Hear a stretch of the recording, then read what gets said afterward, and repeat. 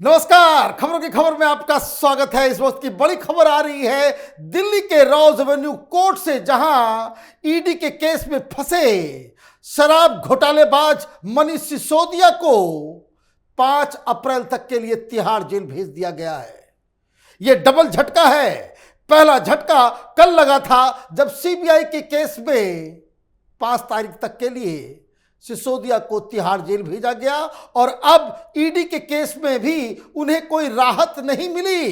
Bell petition के ऊपर परसों सुनवाई हुई थी। अपने इनोसेंस की मैं बेकसूर हूं, लेकिन जज ने कहा कि आप कसूरवार हैं और इसलिए आपका तिहाड़ में रहना ही बेहतर है। और इधर केजरीवाल का ड्रामा भी जारी है। आज दिल्ली के असेंबली में बजट पेश किया गया तो नए वित्त मंत्री गहलोत ने कहा कि मैं तो छोटा भाई हूं। जिस तरीके से भरत ने रामचंद्र जी के खड़ाओं को लेकर के शासन किया था, मैं भी मनीष सिसोदिया के खड़ाओं को लेकर किया। पागल लोग हैं क्या ये लोग? कभी भगत सिंह की औलाद बता देते हैं, केजरीवाल बता देता है कि ये सत्यवादी राजा हरिश्चंद्र है। आज भगवान राम से इसकी तुलना कर दी गई, और यह भी नहीं सोचा कि जब वो तुलना कर रहा था, कोर्ट के अंदर सुनवाई चल रही थी, इसके खिलाफ ऐसे ऐसे सबूत पेश किए जा रहे थे कि जज ने भी कहा कि अब बस बहुत हो गया, जेल के अंदर जाओ। और मैं आपको बताऊं, कोर्ट के अंदर जिस हिसाब से सीबीआई और ईडी सबूत पेश कर रही है, केजरीवाल के वकीलों की बोलती बंद हो गई, और इनके पास सिर्फ एक ही बहाना रहता है कि मेरी पत्नी बीमार है, मेरे बच्चे विदेश में रहते हैं, मुझे अब तो मंत्रालय से हटा दिया गया है। 18 मंत्रालय हमारे पास हुआ करता था, लेकिन अब हमारे पास कुछ नहीं है, मुझे बाहर जाने दीजिए, हमने कुछ नहीं किया। लेकिन अभी मैं जो डिटेल देने आपको जा रहा हूं कि जो सबूत सीबीआई ने और ईडी ने इकट्ठा किया और कोर्ट के सामने पेश किया है, उसे सुनकर आपका भी दिमाग चकरा जाएगा।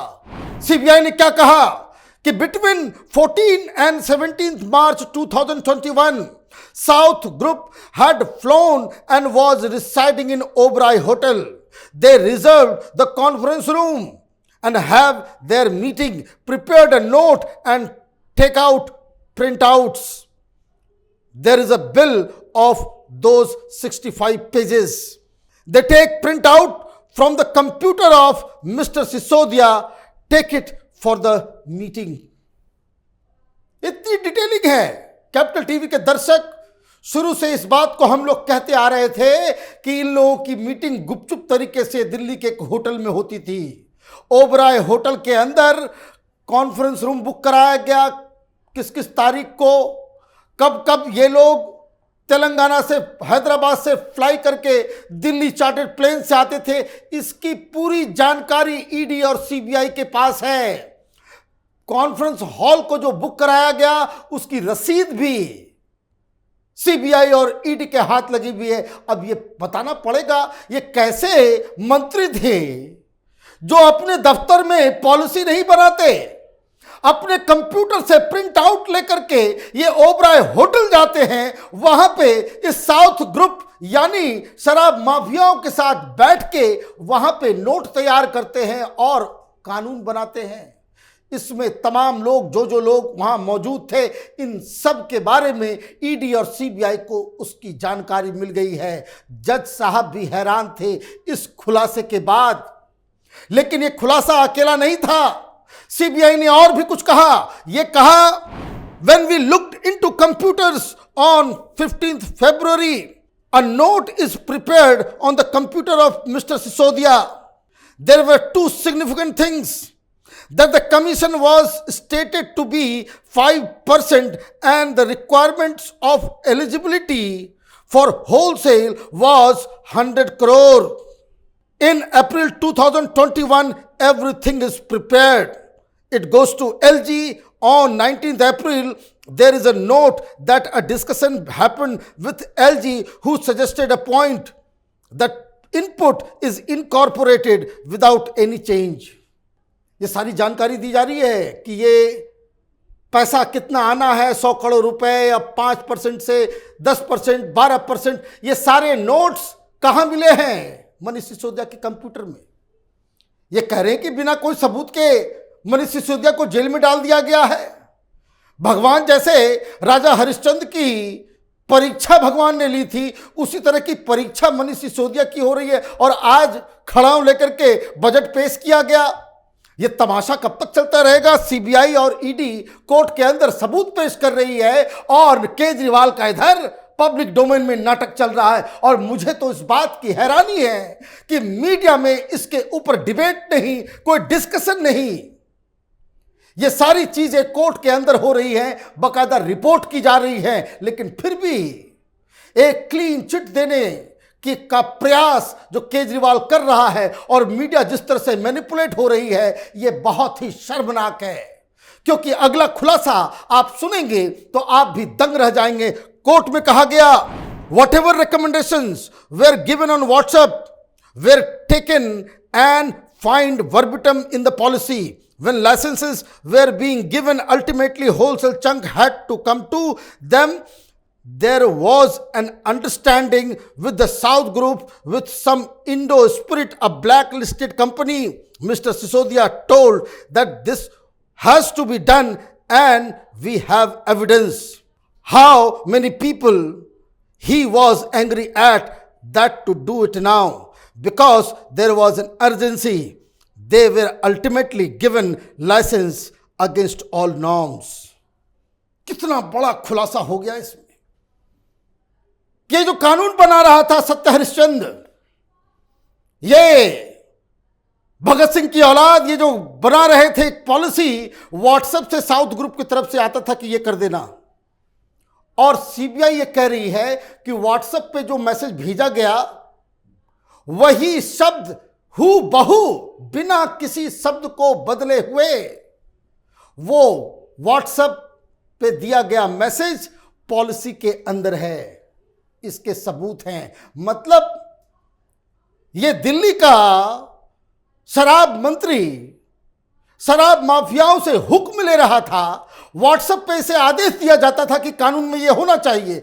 एग्जैक्ट वही सेंटेंस पॉलिसी के अंदर।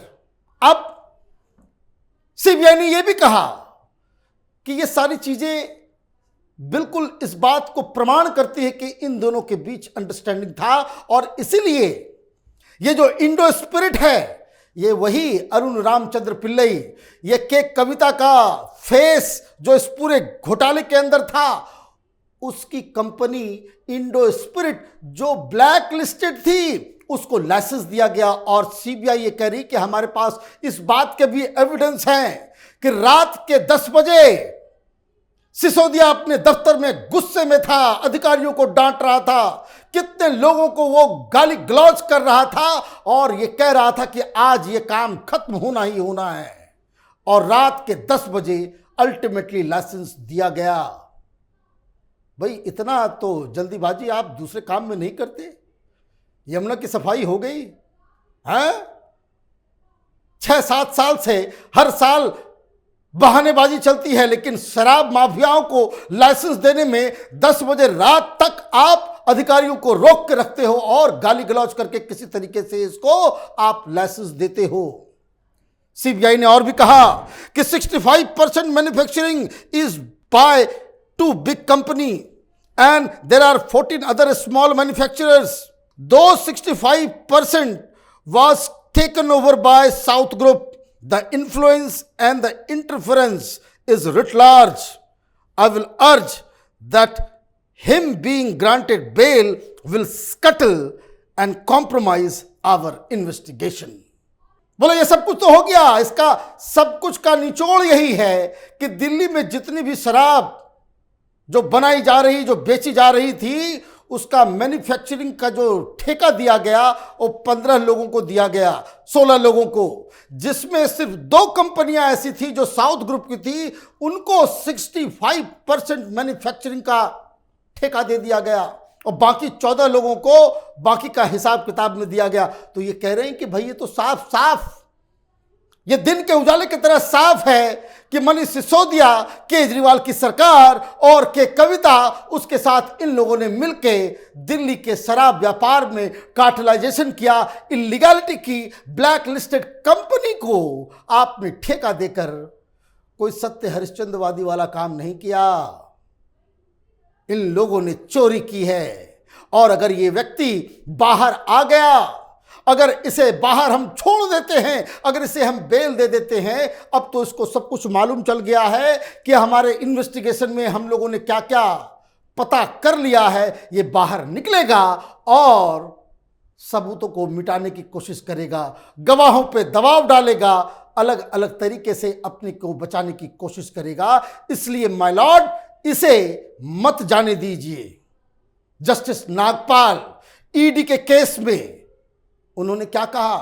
उन्होंने ये कहा, जो कोर्ट इस बात को मान रही है कि at every stage of this policy implementation and इसके एग्जीक्यूशन पे, हर स्टेज पे, कानून बनाने से लेके कानून को लागू करने के हर स्टेज पे मनीष सिसोदिया का बड़ा क्रूशियल रोल रहा है। यहां साफ साफ दिख रहा है कि चोरी हुई है, घोटाला हुआ है, और इसलिए बेल नहीं, इनको जेल भेजा गया है। आप देखते रहिए कैपिटल टीवी। हमारे वीडियोस को लाइक कीजिए, शेयर कीजिए और हमारे चैनल को सब्सक्राइब कीजिए। धन्यवाद।